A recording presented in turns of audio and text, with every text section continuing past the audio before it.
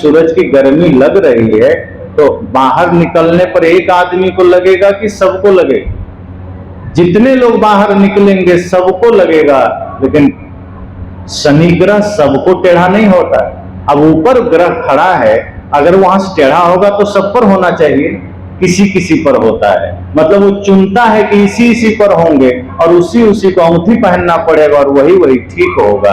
तो शनि ग्रह का भ्रम इतना भर दिया गया, किसी का राहु खराब हो गया, किसी का केतु खराब हो गया, किसी का शनि खराब हो गया, और इस नाम पर हजारों अंगूठियां बिक जाती है, लोग बेच देते हैं।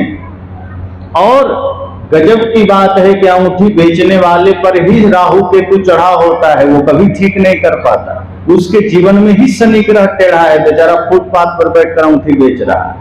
अगर उसके जीवन में सब कुछ सही होता तो वो क्यों 10, 20, 50 रुपए के लिए मार करता? लेकिन आदमी विवेक नहीं करता है कि नहीं, शनि ग्रह सीधा हो जाएगा।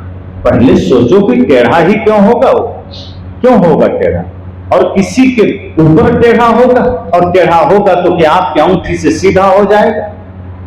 सदगुरु कहते हैं कर्म बढ़िया करो, कोई शनि ग्रह कहीं टेढ़ा नहीं होता। किसी चक्कर में मत जाना कि शनि मंदिर में जाके तेल चढ़ाने चले जाना, कि शनि की कुदृष्टि पड़ गई। कुदृष्टि तो हमारी आपकी पड़ती है, अगर हम गलत देखते हैं समाज में वहां विकृति पैदा होती है। शनि देव इसलिए नहीं कहीं बैठे होंगे कि हम दूसरों पर टेढ़ा नजर करें। आदमी टेढ़ा कर रहा है, आदमी गलत दृष्टि कर रहा है, इस पर हम जागते नहीं हैं। और सिर्फ शनि ग्रह की ही अंगूठियां नहीं बिक रही है, आप जब जाएंगे तो ऐसे ऐसे पाखंडी हैं जो आपको धनी बनाने के लिए भी अंगूठी दे रहे हैं, और उसका नाम लिखे हैं धन वर्षा यंत्र, और इसका प्रचार टीवी में भी आता है कि आप अगर धन वर्षा यंत्र ले लेते हैं तो आप धनी हो जाएंगे। आप तमाम तरह के पन्ना पोखराज नीलम का माला या लॉकेट या कुछ भी ब्रेसलेट बनाकर पहन लेंगे तो आपके जीवन में धन आ जाएगा। अगर आप चांदी का कछुआ घर में रख लेंगे तो धन आ जाएगा, चांदी की अंगूठी पहन लेंगे तो धन आ जाएगा। ये भ्रम चलते हैं, कोई ये नहीं कहता कि मेहनत करोगे तो धन आएगा। ये बात कबीर साहब कहते हैं, ये बात भगवान बुद्ध कहते हैं, ये बात महावीर कहते हैं, ये बात कृष्ण कहते हैं, ये बात संत रैदास कहते हैं कि मेहनत करोगे तो धन आएगा, मेहनत करोगे तो सफलता पाओगे। लेकिन पाखंडी लोग कहते हैं कुछ नहीं, कछुआ घर में रख लो धन आ जाएगा। और आदमी कछुआ खरीदने के लिए चला जाता है, एक से एक आदमी कछुआ खरीद कर लाता है। इस पर कभी कभी मैं सोचता हूं कि जब यह सत्य है कि कछुआ से धन आ सकता है तो फिर इतनी गरीबी हमारे देश में क्यों है? हमारे भारत सरकार को 5-5 किलो अनाज के जगह सभी गरीबों को एक बार कछुआ ही बांट देना चाहिए। अगर वो सबको कछुआ बांट दें तो सभी लोग अंबानी बन जाए, सभी लोग धनपति बन जाए। सरकार को तो पता ही होगा कि कछुआ से धन आता है और एक बार खर्चा आएगा। वैसे भी तमाम तरह के फंड देते देते सरकार का खजाना खाली हो जाता है। कहीं किसान सम्मान निधि दे रहे हैं तो कहीं 5 किलो अनाज दे रहे हैं, कहीं वैक्सीन देते चले गए, कहीं किसी को मुआवजा दे दिया, कुछ दे दिया। वो सब पैसा इकट्ठा करके एक बार कछुआ बांट दो, सबको बांट दो, सब करोड़पति अरबपति हो जाए। लेकिन सरकार को पता है कि ये भ्रम है, लेकिन रोक फिर भी नहीं लगा रहे।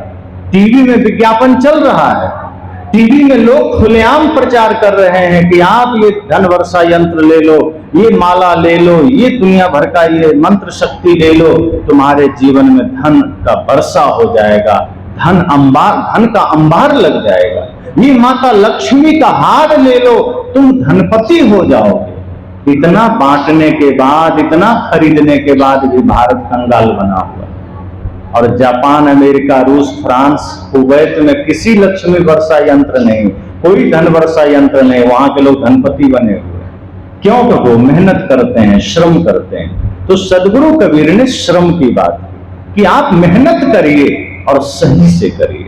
आप मेहनत करना नहीं चाहते, आप सोचते हैं कोई गुरु मिल जाए ऐसा जो सिर पर हाथ रख दें काम बन जाए। कोई गुरु मिल जाए जो माला पकड़ा दे काम बन जाए, कोई गुरु मिल जाए जो कोई यंत्र पकड़ा दे काम बन जाए। ऐसे निकम्मे और निठल्लेपन में कुछ भी नहीं बनता। कर्म करना पड़ता है, जब तक कर्म नहीं करेंगे कुछ नहीं मिलेगा। तो अंधविश्वास, पाखंड, चमत्कार तमाम प्रकार के सदगुरु कबीर के जीवन के समय से रहा, पहले से रहा, और ये सारे अंधविश्वास चमत्कार को सदगुरु कबीर ने निकट से देखा, उसे मिटाने का प्रयास किया। लेकिन जब आज यह बात की जाती है कि यह सब अंधविश्वास है, पाखंड है, तो लोग उल्टा क्रोधित हो जाते हैं कि ये कैसे अंधविश्वास है, हमारे परंपरा से चली आ रही है, ये शास्त्रों में लिखा है और किसी शास्त्र में नहीं लिखा है, ये कुछ किताबों में किसी ने लिख दिया होगा।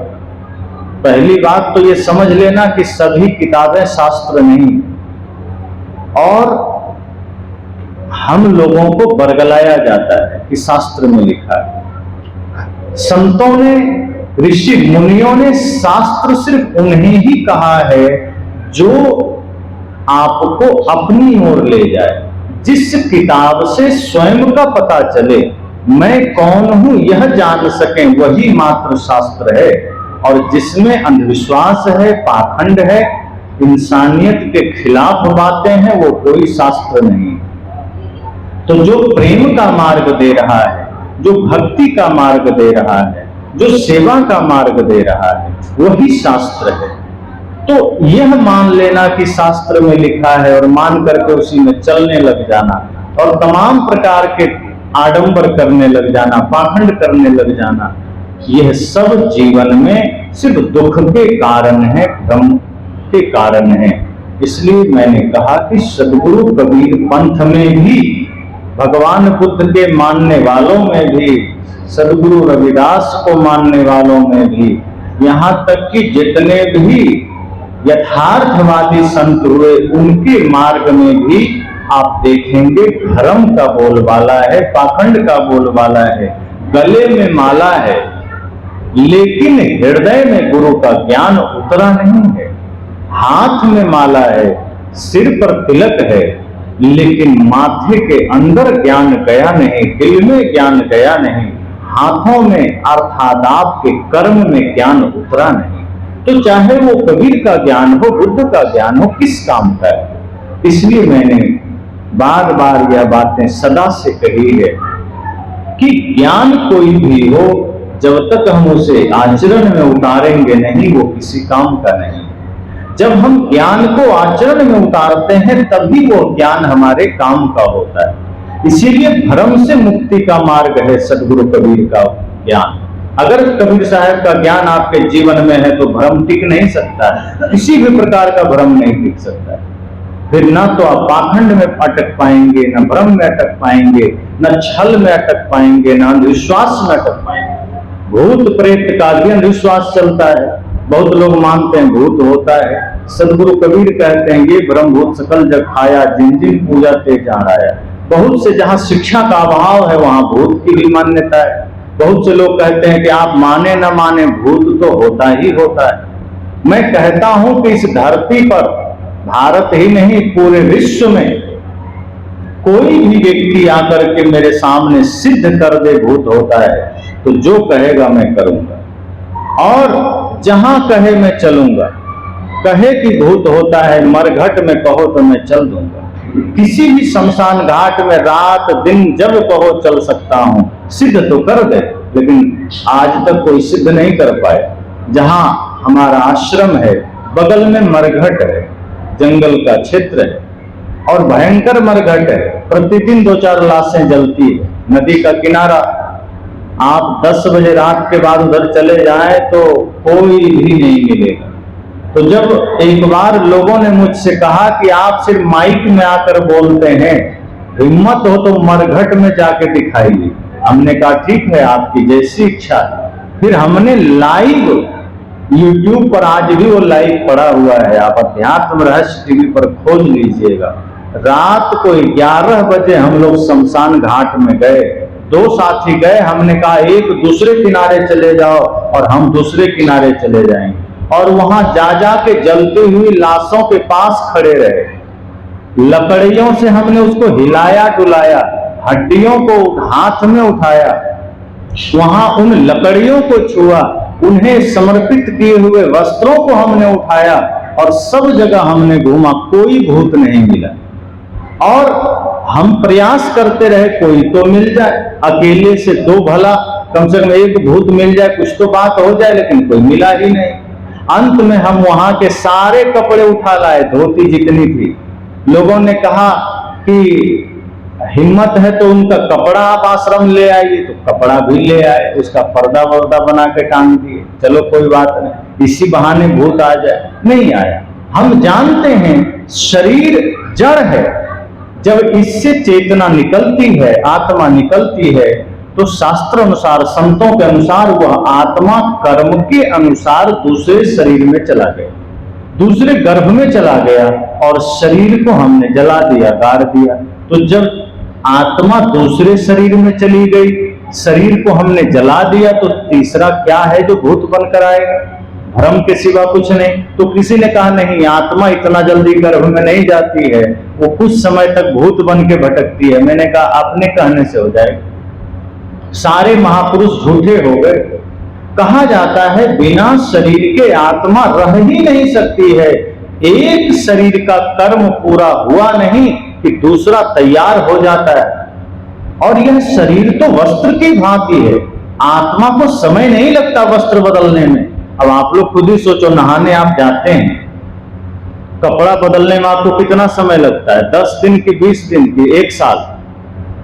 2-4 सेकंड भी नहीं लगता होगा। बल्कि आप जब खुले में नहाते हैं तो गीला कपड़ा आप खोलने से पहले सूखा लपेट लेते हैं, और सूखा लपेटते हैं तब गीला छोड़ते हैं। ऐसा करते हैं? ऐसा ही करते हैं। ऐसा कोई नहीं करता होगा कि गीला उतार के और 2-4 दिन घूमते रहेंगे नंगा, फिर कपड़ा पहनेंगे। कौन करेगा ऐसा? इस शरीर भी तो कपड़ा ही है।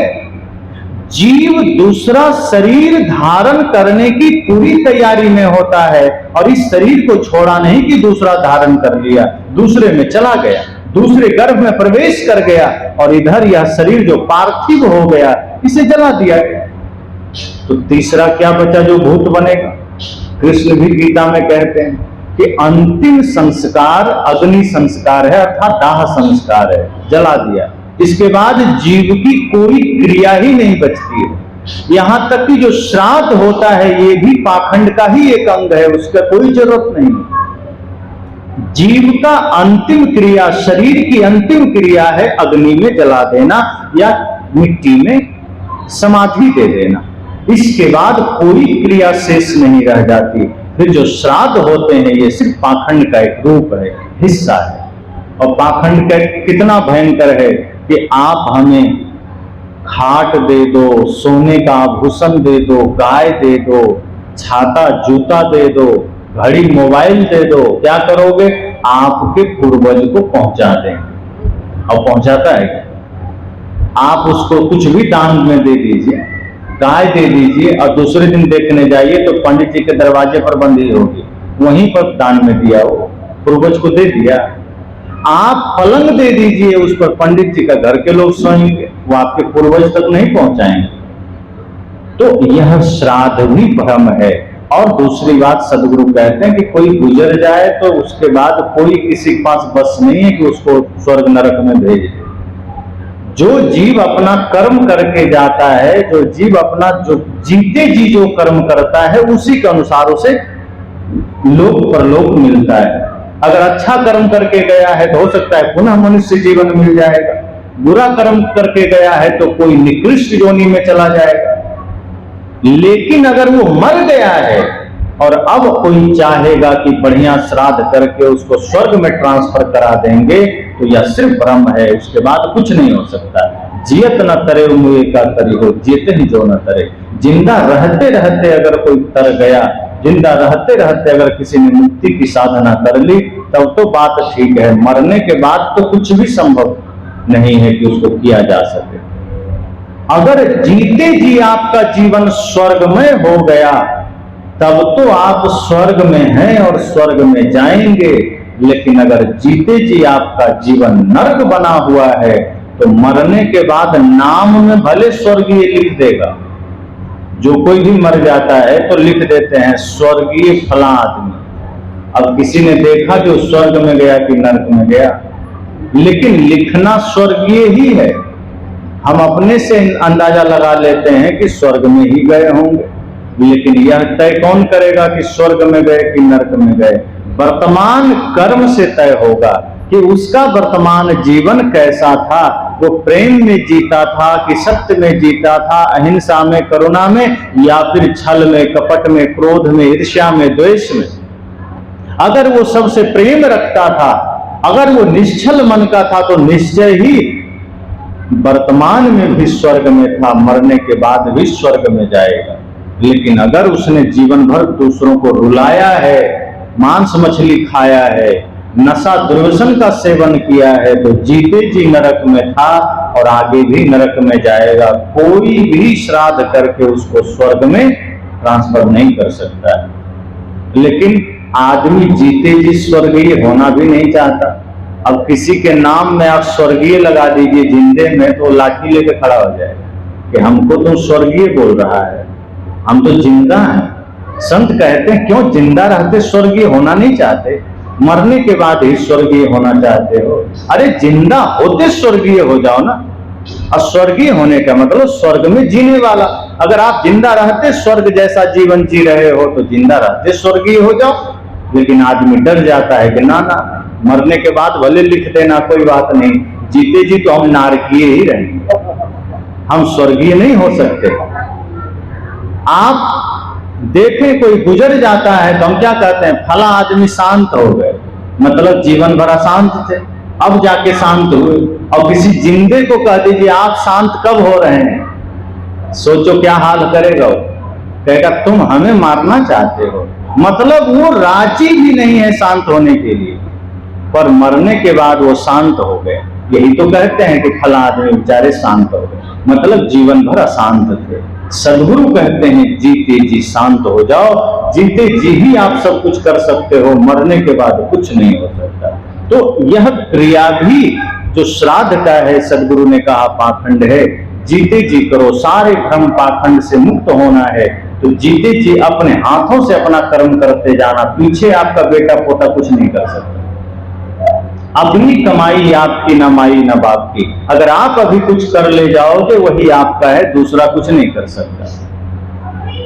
अगर आपके सिर में दर्द है और आपसे कितना भी प्रेम आपकी माता जी करती हैं, वो दवा खा लेंगे तो आपका सिर दर्द ठीक नहीं हो जाएगा, क्योंकि आपके सिर में दर्द है। तो सोचो भौतिक शरीर का दर्द वो नहीं बांट सकती हैं, तो आपके कर्म का दर्द बांट लेंगे क्या? कितना बड़ा भ्रम चलता है यहाँ। इसलिए सदगुरु कहते हैं आप जीते जी जो शुभ कर्म करके जाएंगे वही आपको स्वर्ग भेजेगा। अगर जीते जी आपने गंदा काम किया है तो नरक में जाएंगे, चाहे श्राद्ध करो चाहे न करो। तो कृष्ण कहते हैं कि जीव के साथ अंतिम क्रिया वही अंतिम संस्कार है। उसी का नाम कहते हैं ना कि फला आदमी का अंतिम संस्कार कर दिया गया। जब अंतिम संस्कार नाम ही है तो उसके बाद और क्या क्रिया बच गई। इसलिए कबीर कहते हैं जो पितरों को पूजता है वो पितर को प्राप्त होंगे। 8वें या 9वें अध्याय में कृष्ण गीता में कहते हैं। इसलिए पितर को पूजना भी मना किया उन्होंने। हम कृष्ण को भी समझ नहीं पाए। उन्होंने कहा कि जो भूत को पूजता है भूत योनि को प्राप्त होता है, अर्थात उसका मन मस्तिष्क वही भूत वाला हो जाता है, और जो पितर को पूजता है वो पितर बन जाता है। पर अगर आप सच में इंसान बनना चाहते हैं, आप सच में भगवान बनना चाहते हैं, तो ज्ञान की उपासना करिए, साधना करिए, सत्य, अहिंसा, प्रेम, करुणा को धारण करिए। और जब इन्हें आप धारण करेंगे तब आप सत्य के साधक बनेंगे, आप आनंद के मालिक बनेंगे, फिर आपके जीवन में आनंद होगा। तो तमाम भ्रम और पाखंड से मुक्ति का मार्ग सदगुरु कबीर का ज्ञान है। जब हम उसे जीवन में धारण करेंगे तो एक एक भ्रम मिटेंगे। बहुत से भ्रम ऐसे हैं, बहुत से जो लोग घरों में करते रहते हैं। कई जगह लोग कहते हैं आपका घर वास्तु के अनुसार नहीं बना है। अब किसी के घर में लड़ाई हो रही है, झगड़े हो रहे हैं, भाई भाई में तनाव है, बहू सास में तनाव है, तो अगर आपने किसी से पूछ लिया तो कह देगा कि तुम्हारा घर का वास्तु ठीक नहीं, इसीलिए झगड़ा हो रहा है। वो कभी नहीं कहेगा कि तुम्हारा मन ठीक नहीं है इसलिए झगड़ा हो रहा है। अब ईंटा पत्थर का क्या दोष है, झगड़ा उससे थोड़े हो। एक व्यक्ति गया पंडित जी से दिखाने की मेरे घर में बहुत झगड़ा होता है, क्या करें? कहा तुम्हारा शौचालय गलत दिशा में बन गया है। कहा क्या करें? कहा तोड़ दो, पूरब में बन गया है पश्चिम में बनाओ। बेचारा पश्चिम में बना दिया, सोचा इतना विवाद हो रहा है क्या करें। अब सोचो बना हुआ शौचालय तोड़कर फिर से बनाना कितना खर्चा बैठे। उसने तोड़ दिया क्योंकि सुख चाहिए, पर चला गया गलत जगह सुख मांगने, तो देखो कहां कहां उलझा दिया गया। अब शौचालय पश्चिम में बनाया, फिर भी दुख है जीवन में, फिर भी लड़ाई है जीवन में। फिर गया, कहा कि अभी तक ठीक नहीं हुआ, तो कहा रसोई घर का दरवाजा किधर है? कहा है तो पूरब में, लेकिन उसका दरवाजा है पश्चिम में। कहा तोड़ करके पूरब में दरवाजा करो। अब बेचारा रसोई घर का दरवाजा तोड़ के पूरब में किया। कहा अभी भी ठीक नहीं हुआ। कहा सीढ़ी किधर से बना है? कहा वो तो लेफ्ट साइड से बना है। कहा उसको तोड़ो राइट साइड में बनाओ। अब भी ठीक नहीं हुआ, अब क्या? कहा पर्दा किस कलर का लगाए हो? कहा तो लाल है। कहा नहीं पीला लगाओ तब ठीक हो जाएगा। पर्दा भी बदल दिया गया। कहा अब क्या करें? अभी भी समस्या है। कहा पूरा घर ही ठीक नहीं, तोड़ दो पूरा घर, दूसरे जगह बना। तब आदमी ने कहा लगता है ये आदमी पागल, आधा घर तो तोड़वा दिया, ठीक नहीं हुआ। अरे आधा के बाद आधा तो ठीक होना चाहिए, कुछ ठीक नहीं हुआ। फिर एक संत के पास गया, कहा गुरुजी घर में समस्या है क्या करें? कहा कुछ समाधान किया था? कहा एक पंडित जी के पास गए थे, उन्होंने पर्दा खोलवा दिया, शौचालय तोड़वा दिया, दरवाजा हटवा दिया, सीढ़ी तोड़वा दिया, फिर भी घर में शांति नहीं है, फिर भी झगड़े हैं। संत ने कहा कि ये सीढ़ी की वजह से झगड़ा है। सीढ़ी का क्या कारण है? पर्दा का क्या कारण है? वो तो निर्जीव है। तुमने कभी ये देखने का चेष्टा किया कि तुम्हारा मन झगड़े का कारण है, तुम्हारा विचार लड़ाई का कारण है? तुम लोगों के मन में जो स्वार्थ और अहंकार ने डेरा डाला है, ये कारण है घर में लड़ाई का। जिस घर में लड़ाई होते हैं, जिन घरों में दीवारें खड़ी होती है, उस घर का लड़ाई का वजह कोई पर्दे, कोई दीवार, कोई शौचालय, कोई रसोई घर नहीं होता। आदमी का मन होता है, विकार होता है, दोष होता है। संत ने कहा तुम आज से संकल्प ले लो, अपने मन को निर्मल करोगे। तुम आज से संकल्प ले लो, अपने मन को शुद्ध करोगे। मैं गारंटी के साथ कहता हूं पर्दे बदलने की जरूरत नहीं है। गारंटी के साथ कहता हूं सीढ़ियां तोड़ने की जरूरत नहीं है। तुम्हारा घर स्वर्ग बन जाएगा, तुम्हारा घर मंदिर बन जाएगा। तुम घर तोड़े चले जा रहे हो। भ्रम लोगों ने डाल दिया कि घर के वजह से हो रहा है, वास्तु के वजह से हो रहा है। संत कहते हैं तुम अपने मन का वास्तु ठीक करो। तुम्हारा मन जो है वो उसका वास्तु बिगड़ा हुआ है। अच्छा सोचना चाहिए, पवित्र सोचना चाहिए, तुम गंदा सोच रहे हो। प्रेम मन में होना चाहिए, तुम घृणा लेकर बैठे हो। सबकी गुण अपनी हमेशा गलतियां देखा करो, लेकिन हम ऐसा नहीं करते। हम दूसरे का दोष और अपनी अच्छाइयां देखते हैं, इसीलिए झगड़े होते हैं। संत कहते हैं नहीं, जब आंखें खोलो तो संसार में सबकी अच्छाई को देखो, और आंखें बंद करो तो अपनी कमियों को देखो। फिर देखना झोपड़ी में भी रहोगे तो आनंद बरसेगा, और यदि मन में गंदगी है तो सोने की लंका जैसे महल भी तुम्हें मिल जाए तो तुम गंदा ही रहोगे, घर में झगड़े ही करोगे, माता पिता का अनादर ही करोगे, भाई को लात ही मारोगे, पत्नी को भी तुम सताओगे, और कभी सुख शांति समृद्धि नहीं आएगी। इसलिए संत कहते हैं कि अपने भीतर के विकार को मिटाओ, फिर जिस घर में हो घर ही तुम्हारे लिए आनंद का कारण बनेगा। मन